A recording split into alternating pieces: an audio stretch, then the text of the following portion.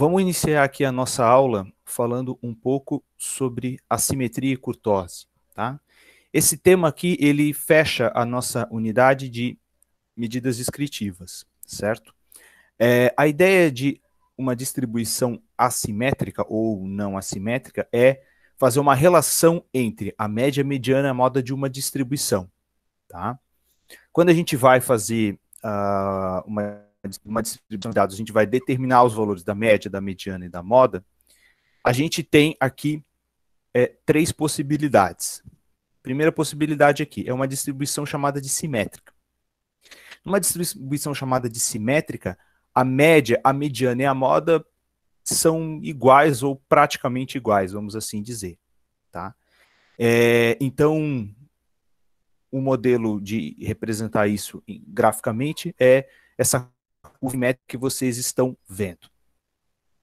Uma observação, essa representação em curva, ela tem a ver com a representação de uma variável contínua, tá? Quando a gente for estudar ali distribuição normal, nós vamos estar, entre aspas, pensando numa distribuição de... seria uma distribuição de frequências, entre aspas, mas uma distribuição que, em vez de ser feita em barras, em gráfico de colunas ou em histograma, ele é feita do gráfico de uma função, uma curva, que isso vai ser o gráfico de uma função, tá? Daqui a pouco eu vou mostrar uns exemplos ali para vocês. No caso, ela pode ser, além de ser simétrica, ela pode ser assimétrica positiva. Numa distribuição assimétrica positiva, conforme o gráfico ali mostra para vocês, a mediana e a moda estão um pouquinho à esquerda da sua média, certo? Lembra que a moda é o valor que mais acontece. A moda é o valor que tem maior frequência. E a mediana é o valor que divide, que separa entre 50% maiores e 50% menores todos os valores da distribuição. E a média, no caso, vai ser o chamado ponto de equilíbrio do gráfico, tá? Então, aqui eu posso ter a média à direita da moda, à direita da mediana, que quer dizer a média maior que a mediana e a moda. E eu posso ter também a distribuição assimétrica negativa quando acontecer o contrário. Quando a moda estiver à direita da média ou a média estiver à esquerda da moda. Ok? O desenho ali está colocado na forma de gráfico, mas deixa eu colocar aqui a planilha do Google para ilustrar de uma forma mais lúdica isso. Vocês estão vendo ali a minha planilha do Google?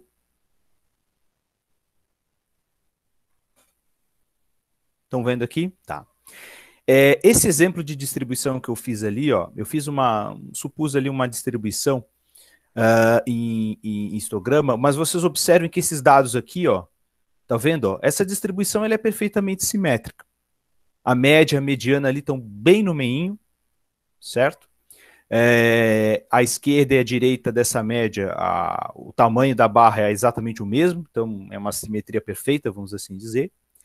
Essa simetria perfeita também poderia acontecer se eu fizesse assim, ó. Vamos supor, tá? Isso aqui eu chutei aqui outras frequências, mas olha como o gráfico, por mais que a média ali esteja uma barra menor, essa distribuição ela também é simétrica, tá, gente? A média, a mediana vão ser aqui vão ter aqui o mesmo valor, tá? Então tu também tens aqui uma simetria.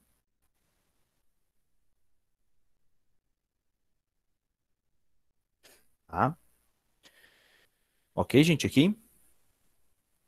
Uma coisa também que vale a pena falar é que esse modelinho aqui, a gente pensa numa distribuição chamada de unimodal, tá? Unimodal quer dizer que só tem uma moda, só tem um valor lá que represente a moda dessa distribuição. Existem distribuições que às vezes tem lá dois valores que se repetem mais, essas distribuições são chamadas de bimodais, tá? Bimodais ou trimodais. Beleza? Então aqui vamos calcular, eu peguei aqui um exemplo, tá? Nós temos aqui um exemplo de três distribuições. Estão vendo ali os valores?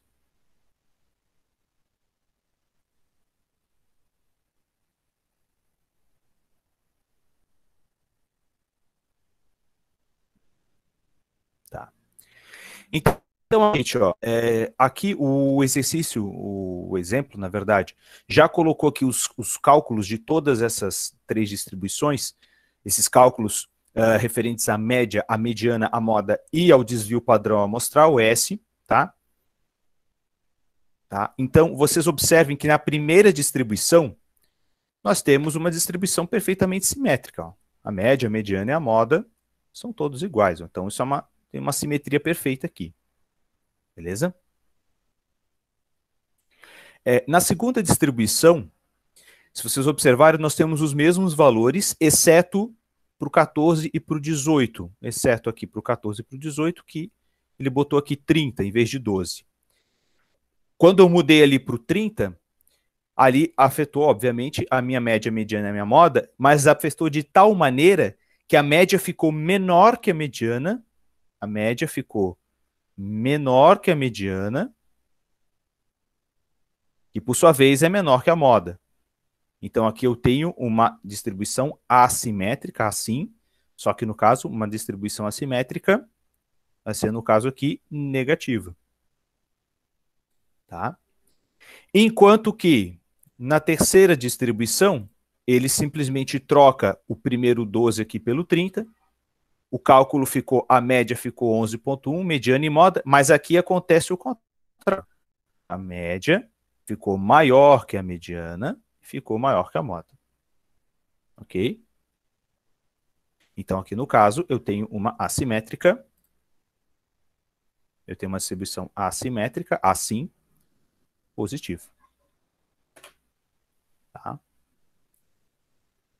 Então, aqui eu coloco no slide as respostas aqui dos três. Eu vou botar aqui o exemplo, ilustrar aqui na nossa planilha do Google. Tá? Então, observe aqui, eu tenho a distribuição aqui com o 6, 12, 24, 12 e 6. Então, uma simetria. Ó. Se eu botar aqui para o 30, olha o jeitão do gráfico. O jeitão do gráfico é mais ou menos isso aqui, aquela curva assim, né? Ficou uma curva mais ou menos assim. A moda ficou mais para a esquerda, a média veio aqui mais para a direita, e a mediana acabou também vindo mais para a direita. Então, aqui a gente ficou com uma curva assim. Se eu inverter, eu botar 12 e aqui eu botar 30, aí a situação é a situação contrária. Observa aqui. Aí tem a assimétrica negativa. Certo? Gente, ali o cálculo está feito. Alguma dúvida aqui?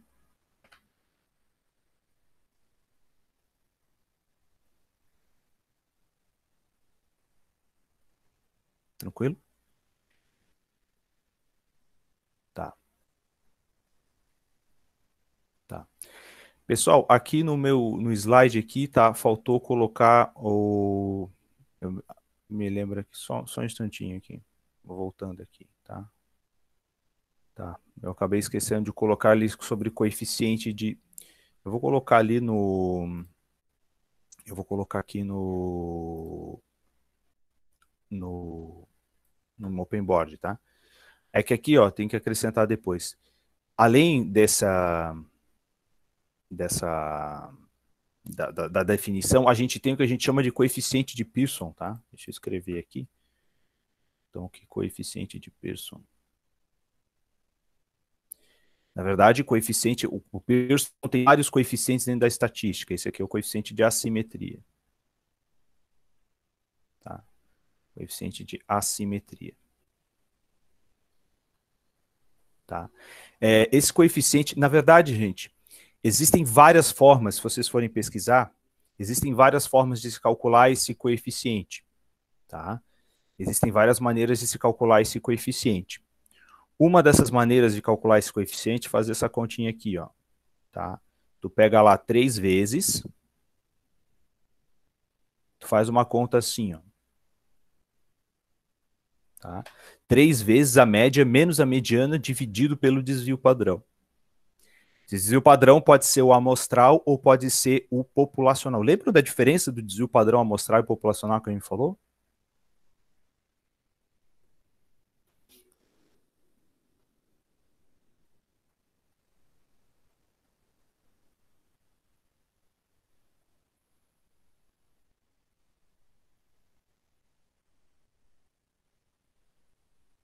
Lembra ou não?